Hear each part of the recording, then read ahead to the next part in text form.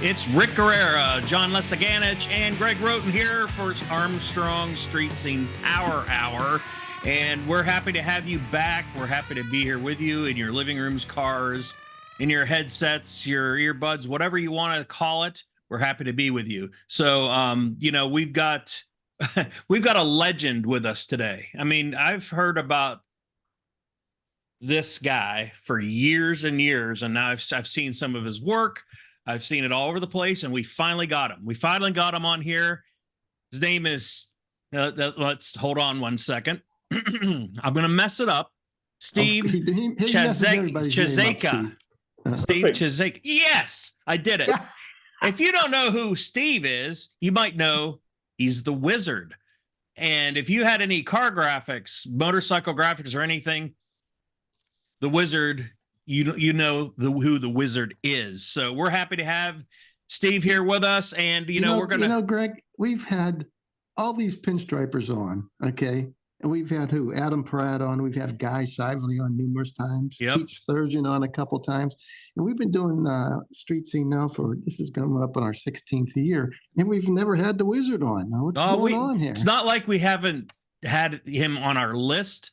And I don't know why, but we've had since John came along and he got him for us. So never run into thank you, anywhere. John. Mm-hmm. Well, that's you're quite welcome. And when I was reviewing some of the past podcasts pre myself, I kept on going back and back, and I said, "Where's the Wizard?" I mean, come on, you guys. I know this guy is. When I thought pinstriping, I would think the Wizard. He pinstriped one of my Gold Wings at one time, I believe. We'll talk about it later on in the show, but. So I had a friend who knew him, went to school with him. I met the Wizard at that friend's house sometime back, and I reached out to my buddy, and then we reached out to the Wizard, and here he is. So, and I'm pleased and excited to have him on the show. Great. Steve, I want you to sit tight for just 1 second. We're going to go through a little bit of clerical work here on Street Scene Power Hour. We're going to start off with John, since he saved the day for us this time. And what's been going on with you? I mean, here's a guy that can sell cars left and right, and I never know what he has. So have you sold anything lately? Well, I got a couple of things going, and this is kind of cool. And I emailed you guys and I questioned you because I didn't know if I wanted to jump into this arena.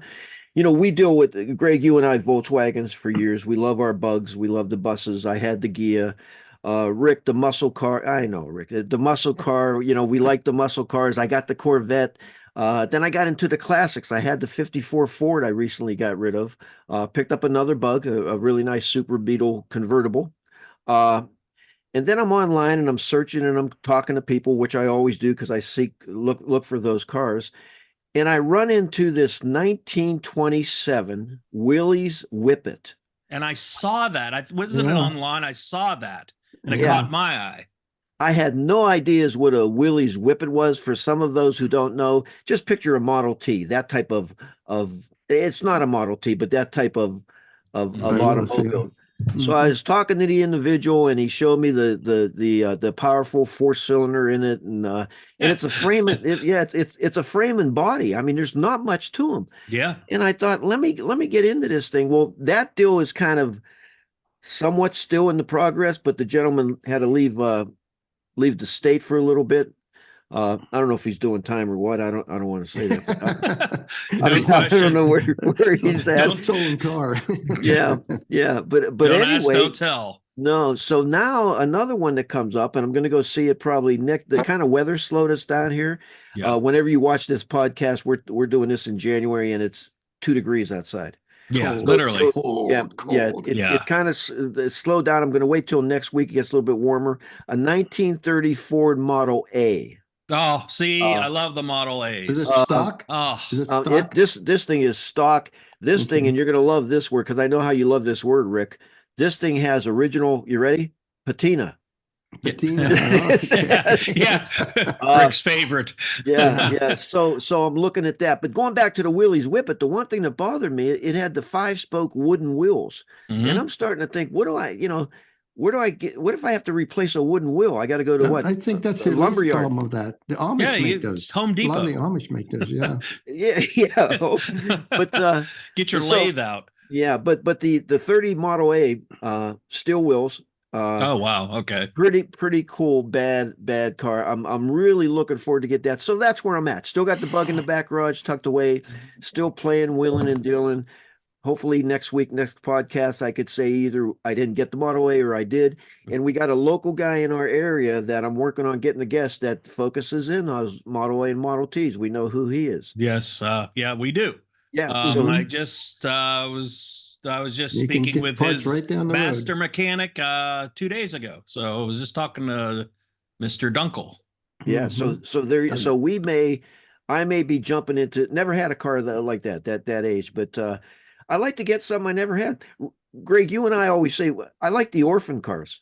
I know it's got to be an oddball. I Yeah. mean, I'll sit there and I got to say, let me jump in here real quick. Go ahead. If you were watching the last 2 weeks of the Mecum auction, Mhm. okay, I've and got a you lot of know, that. again, you know, a lot of, and I have the app, so I usually turn it on and let it pause, and then I'll go through, and it takes me about 2 hours for the 7 hour show that they put on because I skip through everything I don't want to see, and it comes up. The oddball cars are coming up. I'm sorry, the Vettes I shove aside. I've seen a million of them. The There's some Camaros neat and the collections of Mustangs. those vets, though. I love There's them, a couple but neat collections. yeah. Yeah. But yeah, the oddballs come up. So Yeah, yeah, and you and I talked, via email and text, and for, the old argument, four doors, are they classics? The four doors were going top price. I mean Mhm. top dollar. When that auction gets into the 500,000, 225, when I don't enjoy washing it. yeah, I like that's when I know if I can go there and convince the wife and get another home equity loan, yeah. and I could bid on a 50 or $60,000 car, which sounds like a You lot got of to money, get but there that's, early, like Wednesday or Thursday. yeah, Yeah. yeah, Yeah. I love watching those. But anyway, Mhm. that's what I've been up to, guys. Yeah, and real quick, if you watch the beginning of the Mecum auction, Steve, you could probably attest to this if you watch it. You know, the first day, there's some damn good deals on there. If you wanted Crazy a deals. starter, like a starter hot rod, a starter muscle car, anything, there's some pretty good deals. I mean, I Mhm. see a couple gone for 8,000, 9,000 Yeah. bucks, and it's like, Yeah. yeah, you can buy them around here for that price. Yeah. But you know, it's And amazing. it's something, and I'll close with this. My portion of the show is my son-in-law and I bought a Mecum auction car. We didn't buy it at the auction, but it was a Mecum auction car that was purchased. We picked it up, and it was kind of cool saying it's Yeah. a Mecum auction car. Yeah. Had that little note of Hey, you or might, stamp of approval. yeah, you might have sold it and got an extra $5 out of it. You know, saying it was on 750. Mika. Yeah, okay. Yeah, Yeah, I was 750. just wondering. Yeah. Yeah, 750, and we got a free taco slip. Yeah, yeah. The one thing I do like about that is I like to see what I have on there and see it go for big bucks. And it's like, Yeah. maybe that raised my car value for, you know, $1 or $2, even though I rarely see anything that I own on the Mecum auction because they're just not cool, I guess. I That's don't know. fine. I don't care. But No, I know. oh, Rick, you I got a don't lot know going on. Don't forget this weekend we got Barrett Jackson coming up. Is it on? Is it? Yeah, I don't know if it's on. It's on. You know, that's something but that's they used to have that on the they used to have that airing. I History remember in Channel. January it was always Barrett Jackson auction. Yeah, And it was on History Channel or something. Yeah. Yeah. So I don't know what it's on, but they're on this week though. yeah, I don't know. I don't So like that. They're selling out. That's what they're doing. Like they're not making enough money. You know, they're going probably. for these networks. They'll pay big bucks. Yeah. and- Well, that's I guess I guess that's the almighty thing. You gotta make money. you gotta So stream it somehow. Yeah. Yeah. So if that's the almighty thing, Greg, why are we doing this show? Because we Big bucks. are getting paid absolutely nothing to do this show, and All we right. do it for the love of our audience. I told you we have Yeah, a cause right. we have a cause to push. Yes, we do. All right. No, the reason we do this show, I'm going to tell you, is to keep this hobby alive. I mean, Yeah. that's, you know, it's either changing form or it's dying. So whatever we can do to keep that. And I do have to say something here. last month we had the Street Scene Marathon on December, and we took top place on the Armstrong Neighborhood Channel out of all our Armstrong systems with the top show. We There had you the go. most views. Yeah. So There you yay go. for us. Yeah, And yeah. it was such a big lead. We doubled last year. It was some church service at one, you know, Yeah. because everyone, we doubled that this year. Sweet We Jesus. completely doubled the viewing. So we got it. We're doing I think well. we need a raise, John, don't you? Yeah, We should double that's our pay. as he was talking, I was writing down my contract, When I get a raise, my revised you'll contract. get one. So I'll never get a raise. So you guys will never get one. Oh, that's good to see. That's good to see. I'm sure management was real happy about that Yeah, also. yeah, that was good. It's nice to see that our fans out there are tuning in to see a lot of these older shows that you know, we don't run that much, and you know, to get involved with that. So Rick, real quick, what you been up to as far as car scenes? Just nothing really. Just watching Meekum auction. Been bored like crazy, and looking forward to the Autorama coming up here. If anybody's interested in the Autorama, Mitch Cohn with the Youngstown Rod and Custom Club, they get a couple buses, and they rent them $75. You get there and back, plus a ticket to get in. And the Autorama, I think it's March the 2nd. It's a Saturday. And if you've never been to the Autorama, John, you ought to go. I've been trying to get Greg to go here all these years. I never can get away. Well, like Rick, yeah, I've been offered to go, and with some of my hot rod guys from the Girard area, they asked me again, and here's how they wanted to get me there. They said, "Hey, lunchtime we go to the casino."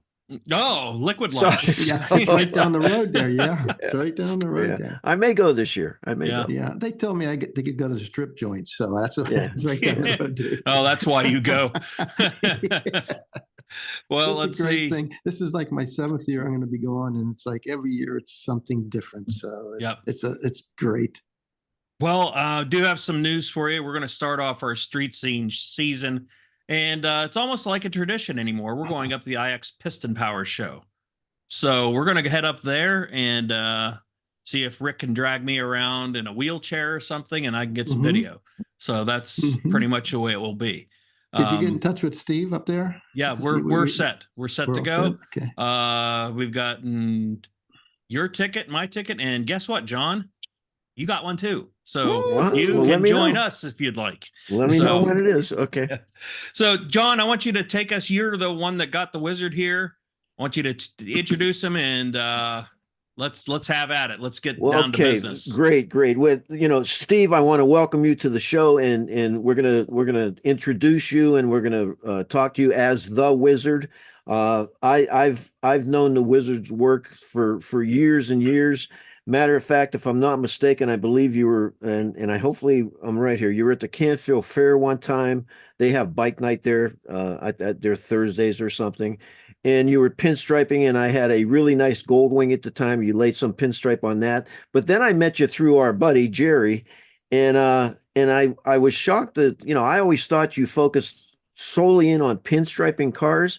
Man, was I wrong? I mean, you pinstriped I think a little safe or a toolbox for him one time. Then you do the airbrushing. Then you had the shows at the Butler. The artwork is unbelievable, and I'm a little personal here. When I first started going to YSU, I was going for art. I was going to be a graphic designer because I grew up when the designs in the paper were hand drawn. You would see the hand drawn automobile, or the guy wearing the suit, or the lady in the dress. Now it's all totally different. So I have a little artistic love behind me, and when I see your work, it's unbelievable. And what's amazing about this is you can take an average car, one that's maybe even just primer, and it looks great. You throw the wizard pinstriping on it, it's a showpiece just by the pinstriping or the airbrush. So welcome to the show. Give us a brief introduction and let us know what you're doing and what you're up to. Well, thank you for that, and appreciate those kind words. Well, I'm 74 in March. I'm enjoying this art form more than ever, and I'll tell you why. Is because I've slowed down. I take more time on things. I don't have to, need the money. I'm working because I love it. I live upstairs from my shop, and if I can't sleep, 2 o'clock in the morning, I'm down here painting something. That's awesome.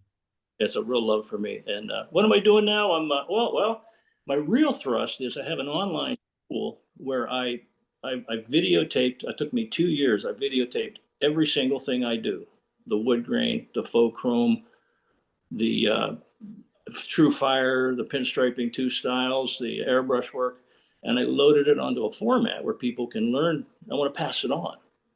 Yeah. It's a money back guarantee course. So if you don't like it or you don't think you can do it, I'm not going to argue with you over a few bucks.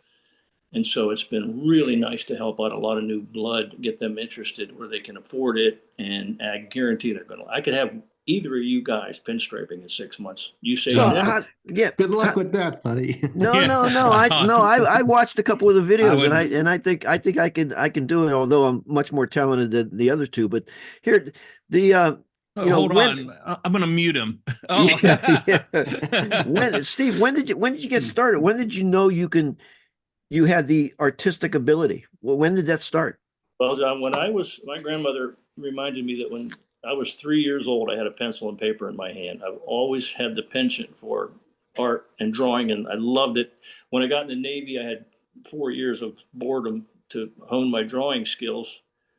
Got out of the Navy, and believe it or not, the first time I ever saw a pinstriping was a piece that Guy Shively had done. It was out here parked at a body shop in New Middletown. He's been at it a couple of years longer than me.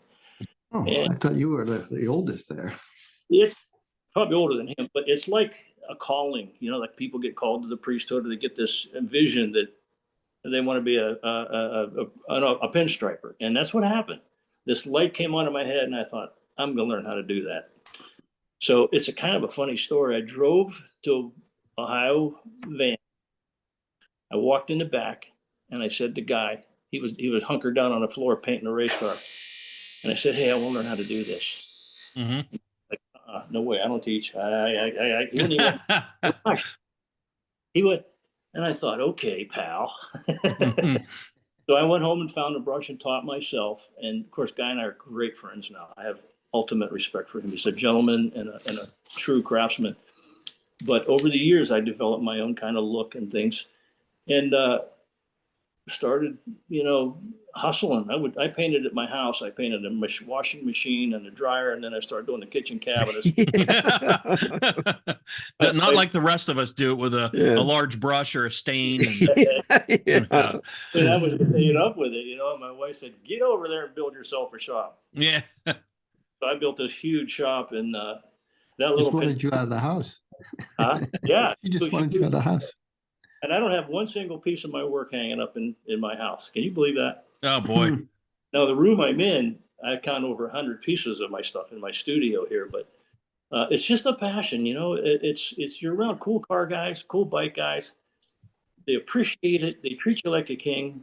Imagine a job you get paid every day. You get a pat on the back. What's that? And your boss goes and gets your other customers. It's just the greatest way to make a living. You mentioned that you when you were young you had a pencil in hand, and I'm gonna take the show over for a second here, but then I'm gonna give it back to you. I used to wake up early in the morning, and I would, my dad would be having coffee. I'd open up the Sunday paper with all the comics in it, and I'd have a piece of paper next to me, and I would draw those comics, And I would do that, and that's why I went. I was going to go in for art. But you're absolutely right. It is a calling. It's somewhat of a talent that you have, and when you combine that with something you want to do, not like a job you had to take, to put, food on the table, but something you wanted to do. Steve, you're blessed. I mean, come on. Yeah. I think. Did you ever wonder why everybody can't do this? Oh, well, my grandson one time told me, and my kids got straight A's in art because I did all their projects. Yeah. When they brought them back and they take it to the teacher, and the teacher would say, man, it's really good. And they never said they didn't do it. But my grandson, who draws a little bit, and I started showing him how to draw a simple face, starting with a circle. And what you said when in the beginning, you said with your school now that you can teach us to pinstripe.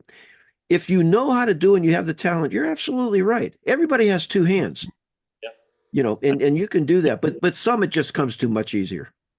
Well, yeah, that's true. So, and everybody, I hear people, I heard it on this show. That's a dying art. It is so alive now. I'm an admin on a couple of Facebook pages, and the one that has 30,000 members. Oh, wow. And most of them are just occasional, give it a shot or keep over your shoulder. But there's a lot of them will pick up a brush. And Adam Pratt, come in here tomorrow. We're going to have. I messed around with Keith before. Of course, Guy doesn't need any help. Yeah. I've taken some people under my wing shop, and sometimes it blows up in your face. But it's so wonderful to see some of these guys really take off, you know. And I got to jump in here real quick. It's just not pinstriping. I'm going to go through while Steve's talking here.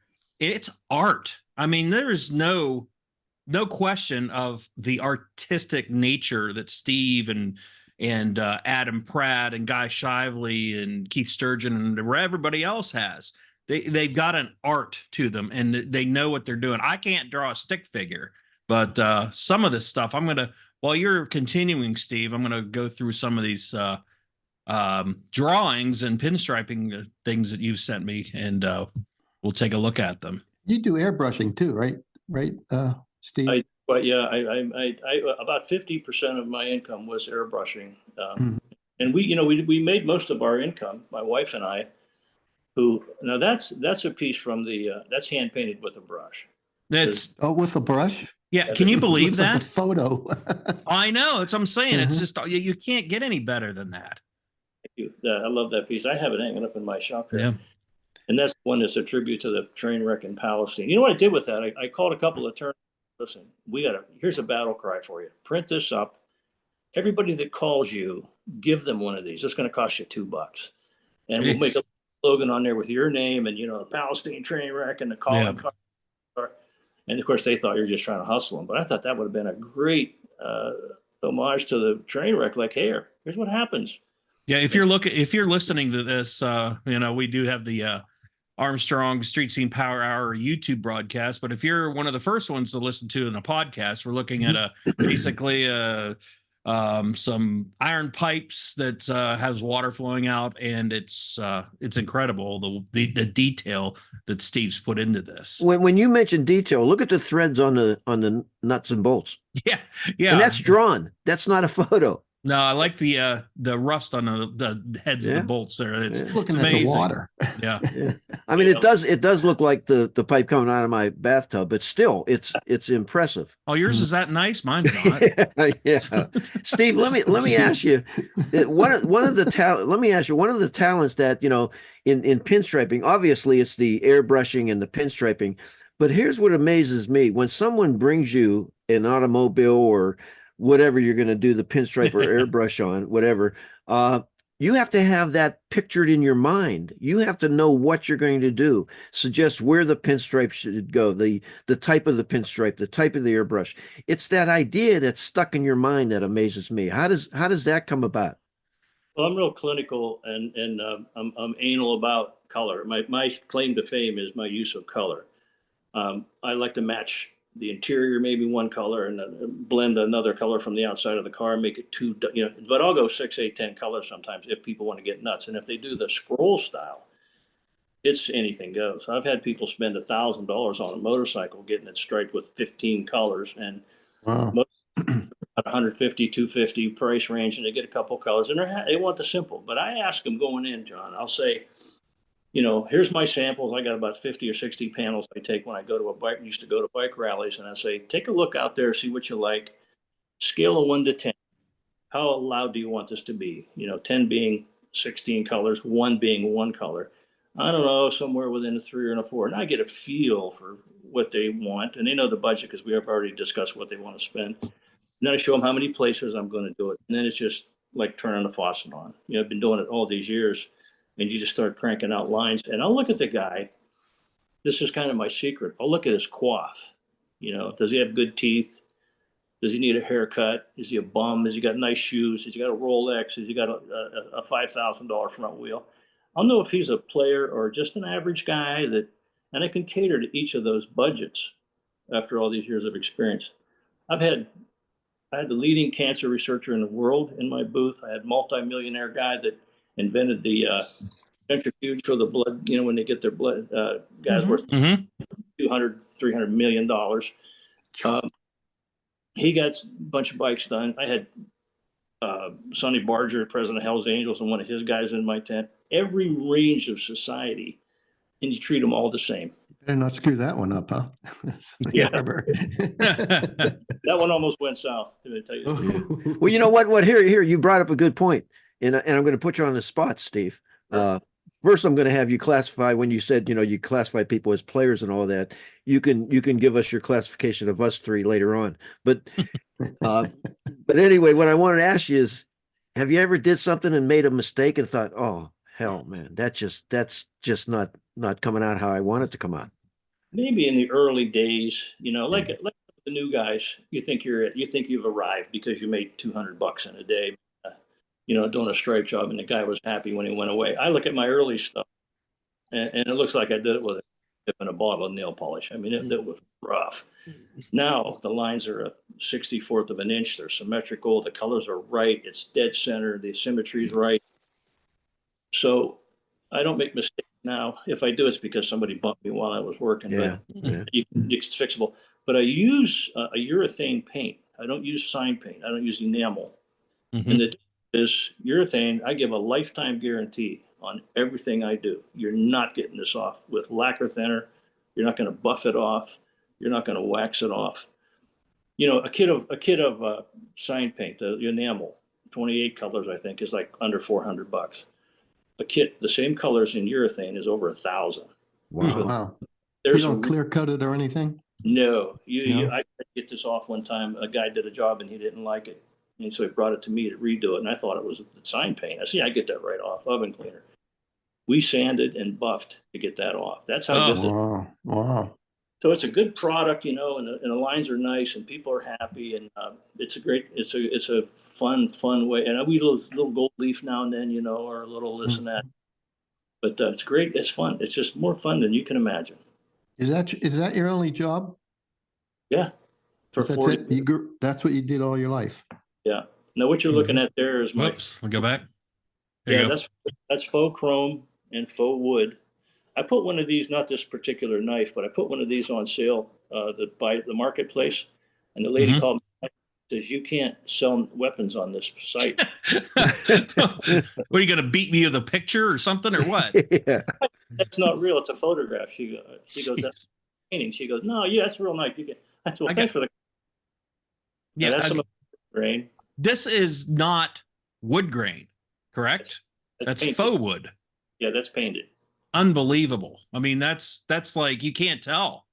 It's got seams in it where the pieces go. I just did that like 2 weeks ago for my buddy's old Chevy 38, I think Chevy. I've seen guys do that on dashboards of old cars. Yeah, it's really cool. I mean, there's a lot of secrets. I've done faux wood painting on my entry doors, with gel stain and stuff, but nothing like that. That's true. I mean, I teach that. One of my courses is this, teaching wood grain, and it's, if I showed you how to do it, that's an old cavalry pistol. That's what the guy from Kiss on it back. Yep. Gene Simmons. And, these look like photos, that. They're just, that's why I mentioned this is art. This is not just airbrushing, or is that pinstriping? That piece right there is a flat panel. That's not two pieces of wood. It's just isn't that amazing? A flat panel, and if you highlight certain areas and shadow certain areas, it looks 3D right across. Is that pinstriping? It's airbrushing. Airbrushing, yeah. Airbrushing, okay. Now this is airbrush. This Earnhardt piece, airbrush piece, and I think this is some of my cartoons. What is that? My group of drawings students are called the Dead Pencil Society. Well, I'll tell you what, there's some people we all like to do that too. Yes, that's a car. Jeff Melnick's car did probably 15 years. There's just an art to this. And no, wait, stop. Let's go back to that picture, Greg, if you could. Looks like now Rick. That's the front of a car. Yeah, that's the hood of his. That's the front of a car. Oh yeah, I see the headlights now. Yeah, that is amazing. That is amazing. Yeah, that true fire. Mike LaValle, who invented that fire, is a friend of mine. He died here a couple of years ago, and he came to my shop from Washington State to show me how to do that.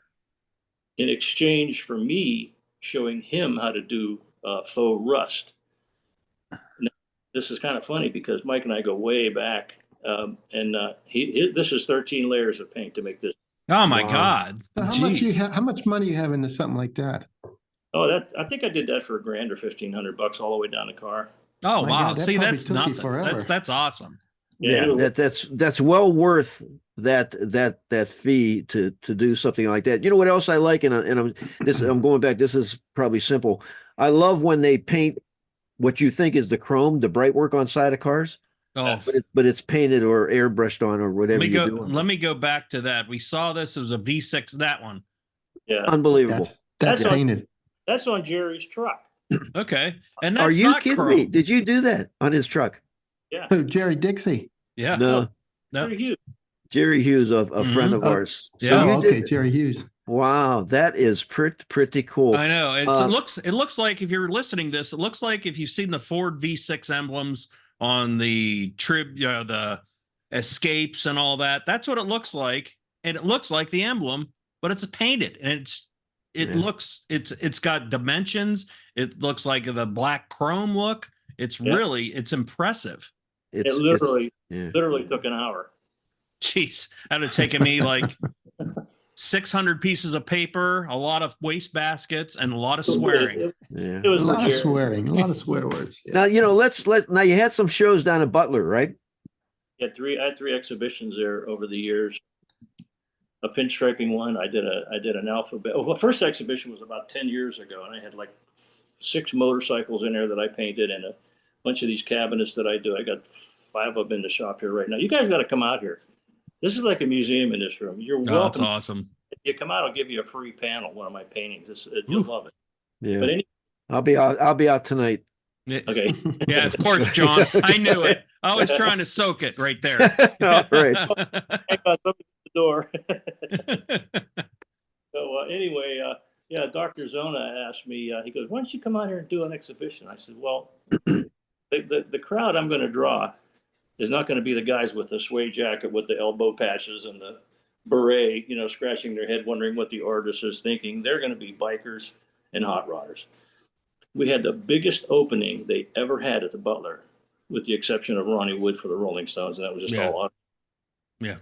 But the biggest opening they had, and like 400 or 500 people showed up, and it was one of the guys had a motorcycle with the big 12-inch speakers in the bags, And Lou says, I said, can you fire that thing up? And Lou goes, yeah, go ahead. He fired this thing up, and it just shook the Rockwell right off the wall. I was going to say, if you've ever been in the Butler Institute of American Art downtown, it is echoey and it is loud, and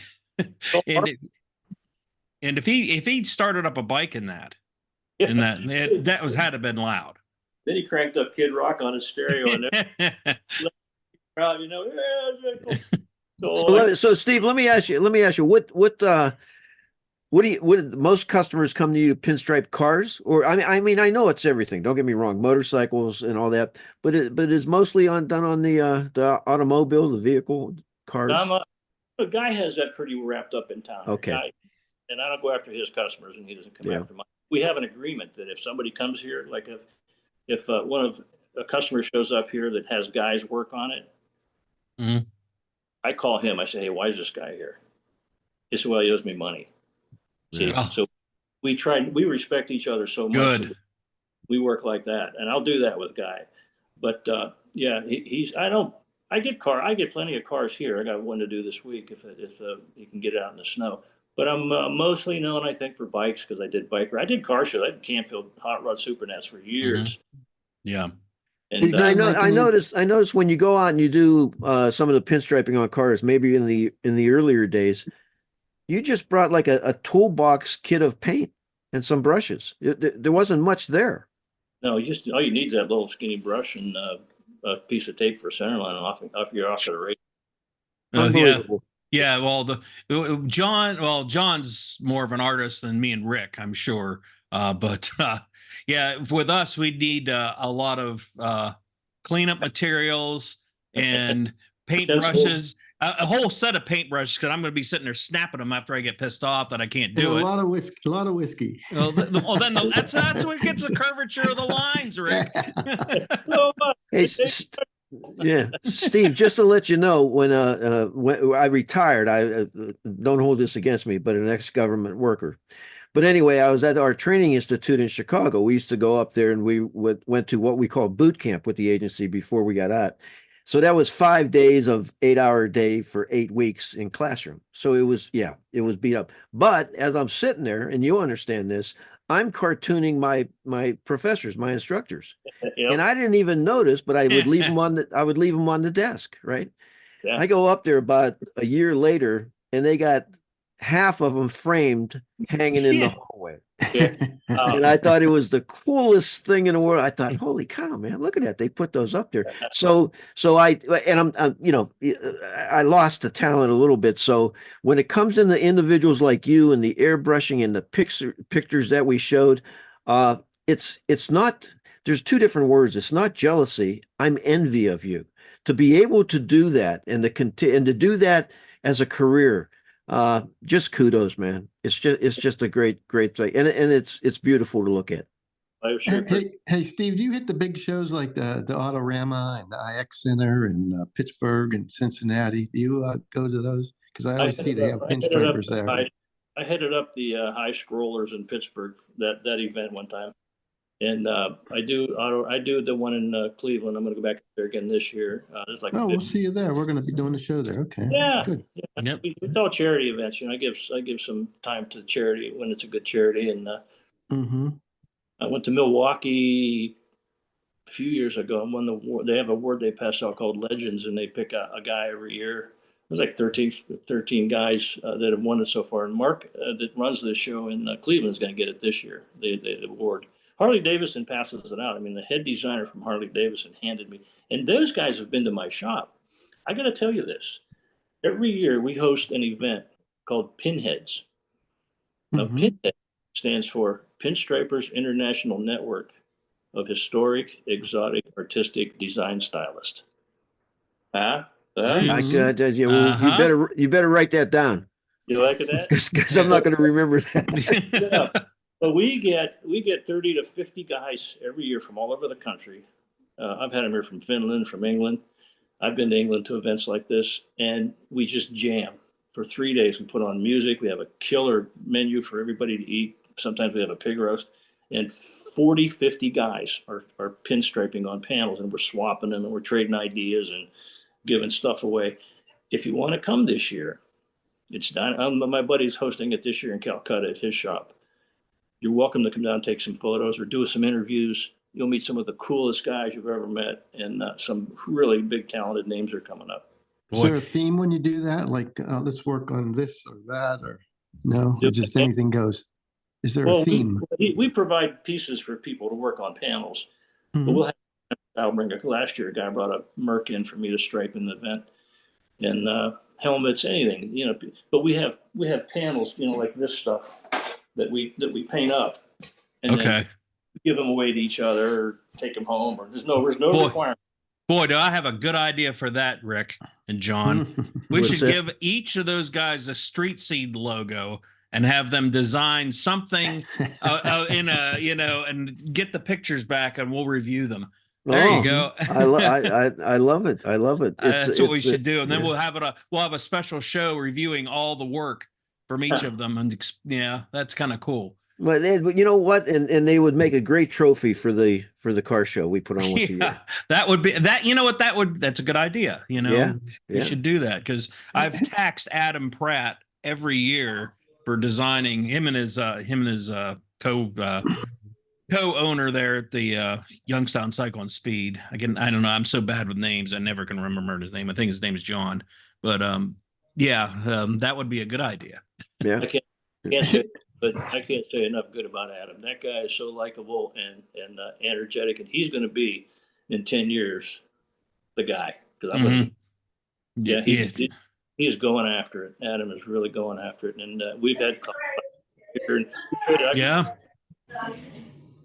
I got an old 70s Honda in the corner that Adam put together for stuff, and I traded him for lessons, art lessons. Yeah. And stuff.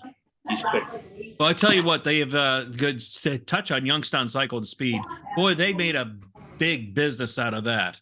I mean, when they outgrew if you've been down on Market Street, they moved out of Yeah. the old Youngstown Cycle Supply out to Lisbon, and they said they were running out of room. It's like, well, that's good. That's a good problem to have. Yeah, it's a nice building. Hey, Steve, can we purchase? Can the average person purchase some of your stuff, and where can they find that? Well, I'll tell Bye. you right now, I've got 150 pieces in here. I've been painting for 25 years in the shop here and just stacking up walls. I've got 150 pieces. They're going pennies on the dollar because I just got to clean out. That's like a hoarder. And I'm looking at 50 pieces on the floor beside me here that I used a lot of this stuff for like demos. I'd go to a rally. This is brushed aluminum and a gold leaf, and then I'll go for like $50. Jeez, I mean, Steve, you can. when you start something like that, how do you know where you're going? Oh, go ahead. Go ahead. I wouldn't paint this again for $250 because it's so much work. Yeah. Mm-hmm. But I've got so much of this inventory laying around here that I just want rid of it. Here's a chrome tribal skull. This stuff. Look at that. Just get it out of here. Almost reminds me of the Hellcat logo a little bit. Mm-hmm. Yeah. Yeah. So my wife finally convinced me to get rid of stuff. And so I just got 14 packages wrapped up today that people bought. I put it on Facebook. Just take it out. And a lot of it that doesn't sell, I'll give it away to some of these different events, like at the car show or the IX Center. I'll bring about 10 pieces up there. But that's hours and hours of your life. Yeah. Hey, Steve, when you start something, do you have it in your mind what you want it to look like, or does it just progress as you're doing it? It depends. I have sketchbooks, probably 10 of them, end to end, cover to cover with drawings I sit all the time. And if something hits me, I'll like here's a piece I have to set aside for that. This is like a cartoon of a mouse with a striping brush, or this guy. And I'm thinking, I'm going to put that on a panel someday. That's pretty cool. Mm-hmm. I've got these things sitting around waiting to get executed onto a panel. Here's another one. You design it first then? Well, not always. No? Like this one I made into like a sticker. I pass out stickers when people buy stuff. Mm-hmm. Okay. So I get ideas, and then maybe I'll make a panel. Otherwise, I'll just sit down like these knives, and I got dozens of these knives hanging on the walls. Mm-hmm. And the idea was to make something that's impossible. It couldn't ever be a real knife because the way it's built, but it's so cool looking, and the wood grain and the chrome and the background and all that stuff, and it's just fun. I went on a Gorilla. The chrome on that knife is so pretty. Yeah, yes, that's cool. Looks like it's a picture. Gorilla. That's the one they wouldn't sell. They wouldn't let me sell. That's so stupid. But anyway, Right.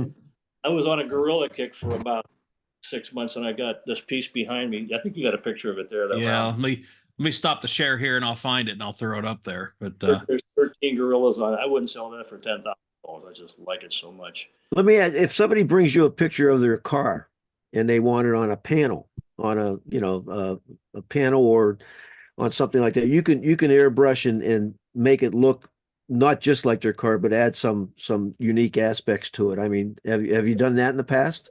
Let me tell you, I hate doing cars. I can't do cars. I've never done a car. Wow.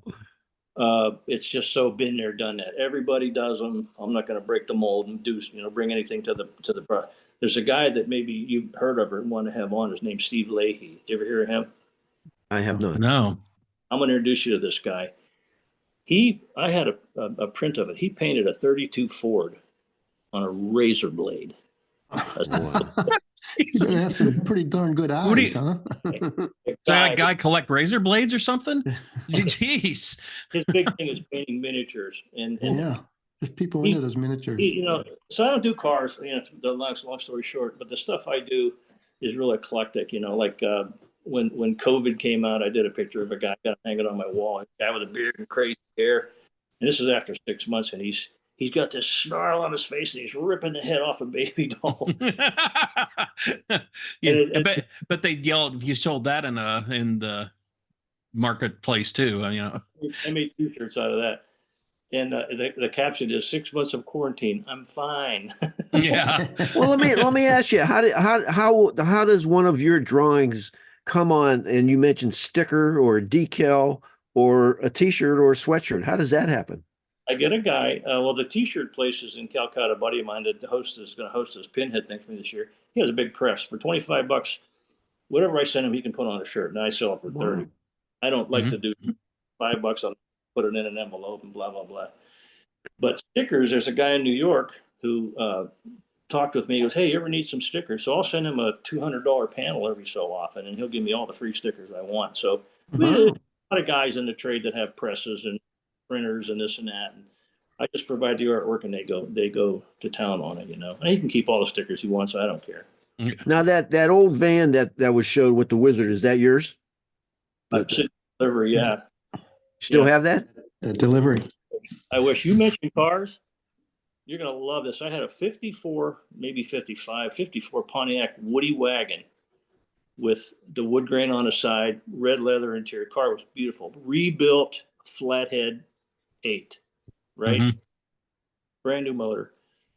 I paid $400 for it. I had it in my other garage, and I was up to my eyeballs in debt on this 54 panel truck I was building. I was sick of cars. I was sick of throwing money. I was discouraged. So a guy, it's easy to do. and a guy shows up one day with a tow truck, a letterless tow truck. He goes, "Hey, you want to sell that Pontiac?" I said, "Yeah." He goes, "How much?" I went like this. He goes, $4,000. I went, "No, 400. Get it out of here." He took it. Wow.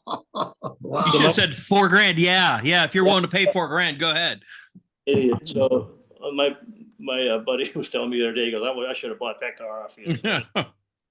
Hey, Steve, you got this Graphics Academy online here, but there's a bunch of different categories. We went over it briefly there for a little bit, but you got like 1, 2, 3, 4, 6 different categories you teach here. And, yeah, 2 styles of pinstriping. They're both they're polar opposites. A scroll style, really pretty, and then the pointy dagger style. That's like what Guy does. I teach that, and then I teach wood grain, how to do faux wood grain. Mm-hmm. Chrome, how to paint faux chrome for people that want to do those faux, like 57 Chevy chrome on the side, that kind of stuff, and a grill.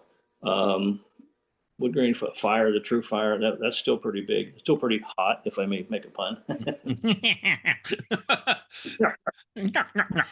It's like my brother would say, he'd go, "No pun intended." He'd go, "None taken." Yeah. Anyway, and then the brush painted stuff, roses, wolves, bears, dream catchers, feathers, that kind of stuff. A lot of bikers like that kind of stuff. A lot of. Any of your drawings turned into tattoos? I don't like the idea of tattoos, but people will ask for it once in a while, and I say nah. But I'll make them a drawing, and they can do what they want with it. Yeah. Hey, Steve, your courses, you do that all online? It's online. You do it at your own leisure. You pay for it once. And then the best part about that is if they have questions, they can call me. "Hey, I'm having trouble doing this. Send me a picture, and I'll tell you what you're doing wrong." That kind of. Rarely do I have to, because it's so self-explanatory. But no. Yeah, well, if somebody's interested in taking one of your courses, how do they find out? Where do they go to? You go to Facebook. You can Google Wizard, and it'll bring up my name and my contact information. Or go to Facebook under Steve Chaszeyka, which nobody can spell. Yeah, but if you Google Wizard, you'll get a spelling name, and then go to Facebook and type that in. Steve Chaszeyka Graphics Academy. It's actually on Facebook. There's a link there. And people click on the link, and they peruse the description of the classes. It tells what it is, what it costs. They swipe their card with the company. The form of the school comes up with a template, and I can put as many courses on there as I want. I just released a course called "Taking It to the Streets," and that has to do with, okay, now you know how to pinstripe. How are you going to monetize that? I'll tell you how I do it. What makes sense. For example, everybody knew Norm Anderson, and Tom Fullerman had a radiator shop, and another guy had a drive shaft company here in town. I'd go to those guys, give them a panel, give them a stack of cards. "Hey, send me any work, I'll do something for you for free." And they become centers of influence. Hanging on a wall to go, "Hey man, who did that? Oh, that's the Wizard. Here's his card." That kind of thing. Or like if I would go to years ago when I was ambitious and hungry, I'd go to the mall. Beautiful Ford F-150 black brand new truck, and I'd slip a card under his wiper. Yeah. "Hey, what's the card? Did you hit me?" I said, "No, that truck needs some striping." And then bike guy come out. Yeah. Yeah, I think marketing your talent, if you want to do it as a career, is as important as having that talent. Yeah. Because you could be very talented sitting in your shop and that's it, nobody calling. So some of that you have to go out and give the freebies. And when you were talking about the F-150 in the parking lot, I thought you said you pinstriped it, and he came out and there you were sitting down with some pinstriping on it. But so at this point, at this stage in your career, you're doing the teaching online. Attending, are you still going out to some of the car shows and stuff, or no, is that kind of slowed down a little bit? I don't. I used to do bike nights. I did Sturgis for 30 years. I did Daytona Beach, Myrtle Beach Rally, Daytona Biketoberfest, Lake George, New York. All these little rinky-dink A bike lot of nights. biggies. Chased all that stuff around and did very well. I mean, extremely Mhm. well. And thanks to my wife. She's the one who marketed me. I'd still be at some location because I'm so cheap. You're the best guy out there. You need the best spot. And when you're on the Harley lot, people think you're sanctioned by Harley for some reason, so they Yeah. come to. Hey, nothing wrong with that. No, hey, Yeah. they want. Hey, Steve, how did you acquire the name The Wizard? And when did that come about? I knew that was going to come up. Before I started doing this, I was in Florida, and there was a guy down there called the Wizard. And my buddy says, "You got to meet the Wizard. Oh, the Wizard can do wiring. The Wizard does body shirt. Body work. The Wizard can paint cars. And hey, the Wizard just." And that's all I heard that time. I went to meet this guy, just a mechanic and leaning up against his workbench. I'm like, "What do you guys want?" But the name is what rung a bell. So when I came back home and I developed this pinstriping thing, I think I need a name. I can't just be Steve Chaszeyka. So I came up with that Wizard. Man, it just clicked. The Yeah. problem with that name is everybody thinks you can do anything. Well, that's a name that sticks in your head though, because Sure does. Mhm. I'm going to be honest. This is the first time I've ever met Steve is on this show, Mhm. but I've heard his name in the car world for the last 30 Oh, years. yes. Yep. Yes. And I'm like, the Wizard. Oh, know who that is? Wow. So We'll be interviewing somebody, and there's the Wizard's pinstriping on the Yep. cars and everything. yeah, or There's quite a few of bikes or those. yep, Yep. and it's like, yep, we know who the Wizard is. So Mhm. It's been a long, lovely.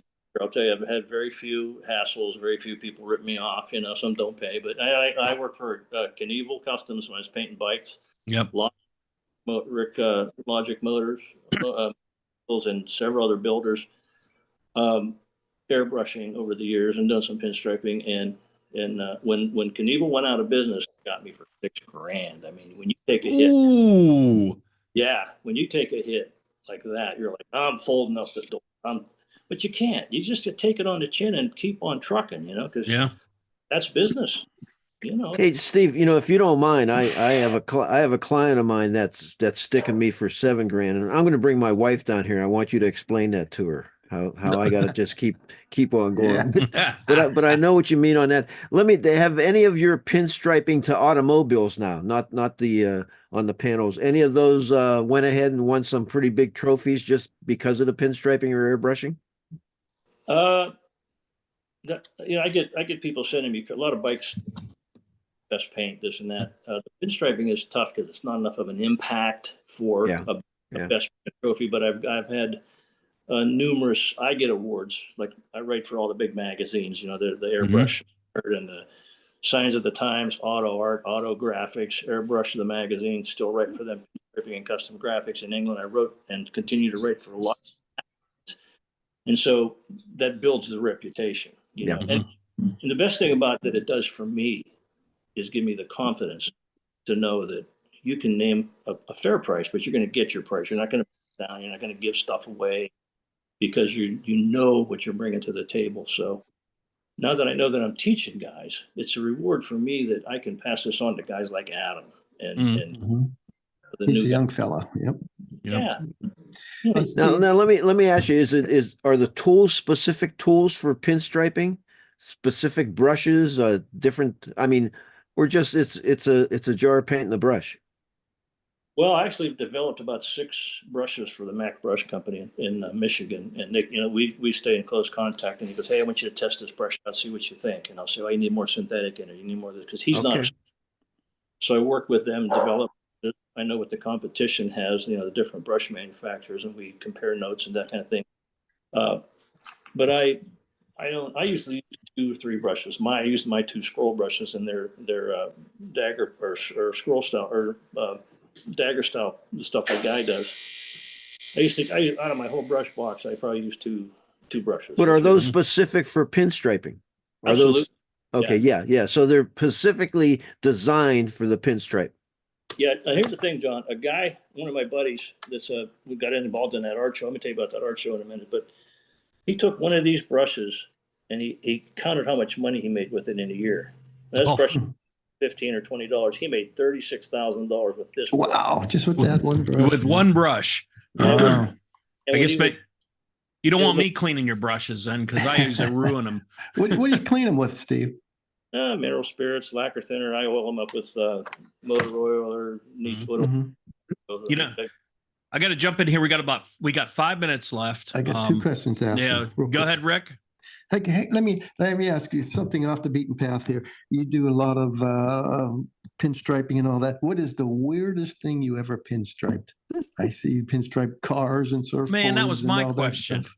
Oh, sorry. Yeah. I don't know. I mean, I don't like to do Mickey Mouse stuff like shot glasses and stuff, trinkets like that. I did the coolest thing I ever did was like a 23 or 21 Cadillac. The guy had $1 million. A V16. This car was. You ever hear Oh, of that? yeah. Oh Yep. boy, that's the big one. Yeah. Yeah. And the guy had it out here in Pennsylvania. I did that for him in some unassuming little garage over there. I don't know. Weird. I see on your website you did high heels or something. No, I've never done that stuff. Oh, I thought I saw that. No, to me, pinstriping. I mean, a lot of guys are doing that. I'm not going to do purses and anything to get their hands on to sell them for Yeah. $5. I want to elevate this to a level of art that is over the top. So, hence the art show at the Butler, the American Stripes Art Show. I got 40, 50 guys together. I said, you got a year to come up with a panel, and this is much time you have. Here's how much space you have, and these guys knocked my socks off. Hey, Steve, we're going to meet you up at the IX Center. We're going to be there. Hopefully, we can get a street scene. I'll get an interview out of you, get you on TV. Bring a couple pieces up there with you, $50 pieces, so I can purchase them off you. I need something in my garage. I was going to say, yeah, make sure you bring me one too, because I definitely want to buy one. You can remind me beforehand, okay? Because Yeah, Steve, here we'll handle that. I'll be stopping down at the shop. I'll pick those pieces up for cheaper, double them, sell it to these guys. Yeah, I was going to say well, John will pay for them, Yeah, and well, we'll just beat I the gotta heck pay out of you, for 'em. John, and take them. We'll cut a deal. I when you said the stuff you painted and all that, I noticed that going back to the brushes real quick because we're running out of time. But you really load those brushes up with paint when you do it. Like if we're painting at home, we always just get the tip. But on pinstriping, they're loaded up, right? up to the ferrule, the tie, and you pallet. Half of your work, I always maintain in my school, half of your work is done palleting. Because if you're going too wet, it's sloppy. If you're going too dry, it's skipping. You got to have that perfect mix. And your things are another ball game. So yeah, there's a lot of technique involved. Have you ever pinstriped the 73 Super Beetle convertible? Blue. Yeah, here we go. I got one for you. Hey, I'll tell you what. Have me back on the show. I'll do you a freebie. How's that? No, Oh, see. Well, we're right. going to ask you back anyway. So guess what? You shot yourself in the foot there. yeah. No, he's a great guy. My buddy Jerry. Me and Jerry was clearing out that estate. We were doing that for about 3 years and coming up with some cool stuff. He'd pick up something, say, "Oh, I'm taking this to Steve. Wait till you see what it looks like." It'd come back pinstripe. I mean, you're a great dude, man. Really. Great. Hey, Steve, real quick. Yeah, go ahead. We got 1 minute left. Okay, the history of pinstriping. How far back does it go? Armor at the Philadelphia Museum had filigree, scrolly stuff on it. I think Keith mentioned too, stagecoach. They call it coach lining. The buggies and the wagons back in the turn of the century, they decorated them up. Pinstripers, during the Depression, pinstripers always had money because they were always working on cars. Yep. You know, so, and maybe next time I come on, I'll give you a little harmonica solo. All right. Wait Well, a I second. tell you, real quick, I'm going to ask, where can people find you at? Just Google Wizard Graphics and you'll Okay. find out how to get a hold of me. All right. Well, you know what? We're out of time. We want to thank Steve for joining us, and we're going to have him back. We'll be seeing him up at the IX Piston Power Show. For John Yes, sir. Lesaganich, Rick Guerrero, my name's Greg Roten, and we will see you Down the down road. the road. Down the road.